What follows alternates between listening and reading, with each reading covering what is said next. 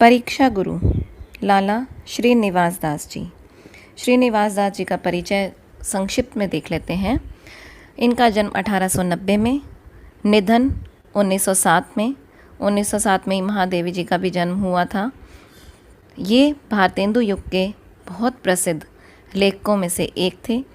विशेष रूप से इन्होंने नाटक लिखे। प्रमुख कृतियाँ इनकी हैं उपन्यास में यही जो हम करेंगे, परीक्षा गुरु। इसका प्रकाशन 1985 25 नवंबर। कहीं कहीं इसका 81 और कहीं कहीं 82 भी आता है। 82 मैंने ज़्यादा देखा है। इसे हिंदी का प्रथम मौलिक उपन्यास होने का भी गौरव प्राप्त है। नाटक जो निवास दास जी ने लिखे हैं उसमें प्रहलाद चरित्र, रणधीर प्रेम मोहिनी, तप्ता संवरण, संयोगिता, स्वयंवर, ये चारों बहुत प्रसिद्ध हैं। परीक्षा गुरु को हम अपने चैनल पर पहले भी एक बार कर चुके हैं, लेकिन आज हम केवल महत्वपूर्ण तथ्य करेंगे। उसमें हमने थोड़ा विस्तृत तौर पर किया था। उपन्यास के प्रमुख पात्र देख लेते हैं। लाला मदन मोहन दिल्ली के साहूकार हैं, कारोबारी हैं, मध्य वर्गीय मनोवृत्ति से ग्रस्त हैं। समस्त कथा इस उपन्यास की इनके ही इर्द गिर्द घूमती है। मास्टर शंभुदयाल, ये मदन मोहन को अंग्रेजी पढ़ाने के लिए आते हैं, लेकिन पढ़ना भूलकर दोनों में दोस्ती हो जाती है। मुंशी चुन्नीलाल, दोस्ती भी अच्छी होती है इनकी। मुंशी चुन्नीलाल ब्रजमोहन के यहाँ नौकर था। इसका मन पढ़ने में कम लगता था। कुछ बड़ी बड़ी पुस्तकों से ऐसी बातें इन्होंने याद कर रखी थी जिसे नए आदमी के सामने सुनाकर वो अपना प्रभाव जमा लेता था। स्वार्थी था। आज के समय में भी बहुत से ऐसे धर्मात्मा महात्मा कहलाने वाले साधु सन्यासी हो गए हैं जो गिने चुने कुछ लाइनें याद करके उसी से लोगों को भ्रमित करते हैं। अच्छा, ब्रज किशोर मदन मोहन का सच्चा मित्र, बुद्धिमान और शिक्षित व्यक्ति है। ये पेशे से वकील हैं।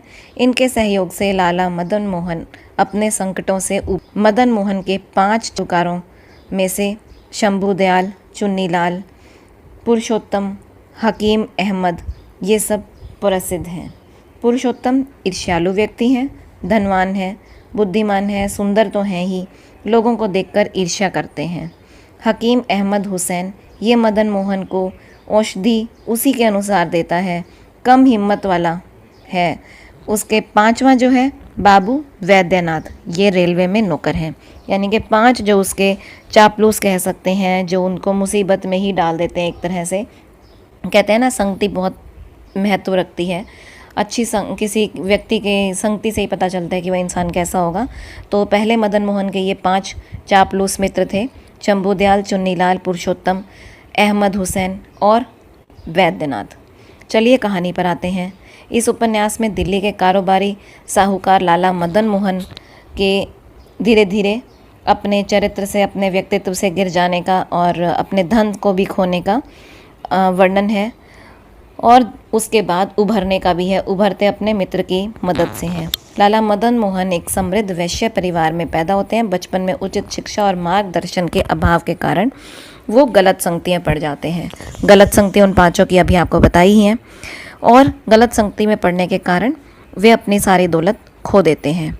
अपने चाटुकार मित्रों की बातों को मानने के कारण और मित्र ब्रज किशोर और अपनी पत्नी की बातों को ध्यान न देने के कारण वो धीरे धीरे पतन की ओर उन्मुख हो जाते हैं। एक दिन कपड़ा व्यापारी हर किशोर से मदन मोहन की बहस हो जाती है। धीरे धीरे मदन मोहन के सभी व्यापारियों से संबंध खराब हो जाते हैं। मदन मोहन अपने चाटुकार मित्रों से मदद मांगता है, उन्हीं के पास ही जाएगा पहले तो, लेकिन सभी कुछ ना कुछ बहाना लगाकर दूर हो जाते हैं। कोई मदद नहीं कर पाता। मुसीबत में उसका साथ कोई नहीं देता, कोई भी मदन की सहायता नहीं करता। मदन को अब होश आता है। उसको समझ आता है कि उसके सच्चा मित्र इनमें से कोई भी नहीं था। लेकिन अब पछताए होत क्या जब चिड़िया चुग गई खेत। उसके साथ यही बात बनी कि अब उनके पास कुछ था ही नहीं, कर्ज में डूब गए थे, और कर्जा लेने के लिए जो लेनदार हैं उन्होंने मुकदमा कर दिया अदालत में। मदन को 1 रात की सज़ा भी हो जाती है, वो जेल भी जाता है। अंत में क्या होता है, उसका जो बुद्धिमान और शिक्षित मित्र है ब्रज किशोर, वो पेशे से वकील है और वो उसे उन संकटों से उबारने का प्रयास करता है। मदन मोहन भी प्रतिज्ञा करता है कि वो अब ऐसे चापलूस मित्रों से बचकर रहेगा, दूर रहेगा, और अंत में सब कुछ ठीक हो जाता है। हैप्पी एंडिंग दिखाई है।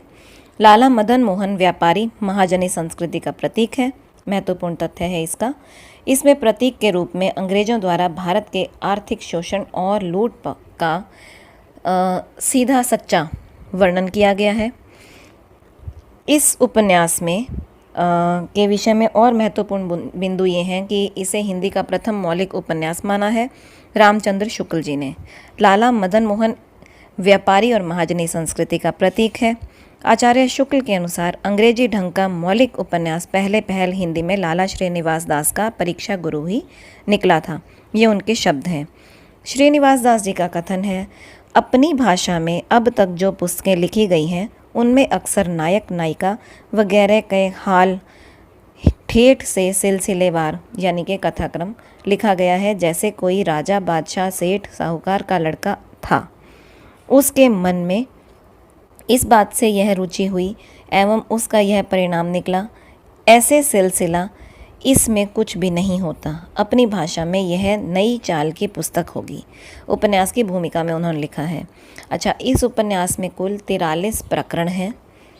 कह सकते हैं कि 43 प्रकरणों में इसे बांटा गया है।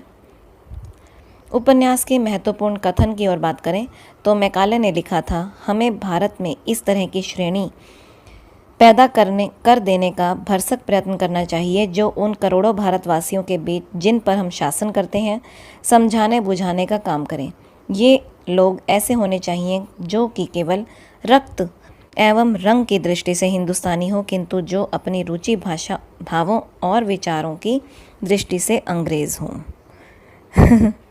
एकदम सच्चा वर्णन किया है इन्होंने।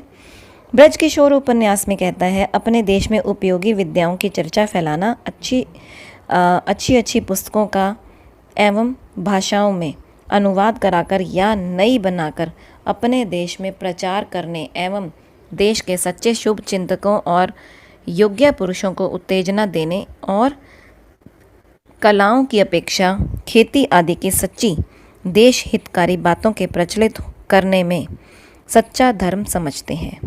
थोड़ा भाषा अलग है लेकिन भाव, कथन और विषय बहुत बढ़िया है। तो आज के लिए इतना ही। अगर आपको अच्छा लगा तो प्लीज़ हिंदी साहित्य और व्याकरण गुरु चैनल को लाइक, शेयर और सब्सक्राइब करें। अपने किसी भी व्हाट्सएप या फेसबुक ग्रुप में इसे शेयर कर दें। आज के लिए इतना ही। धन्यवाद।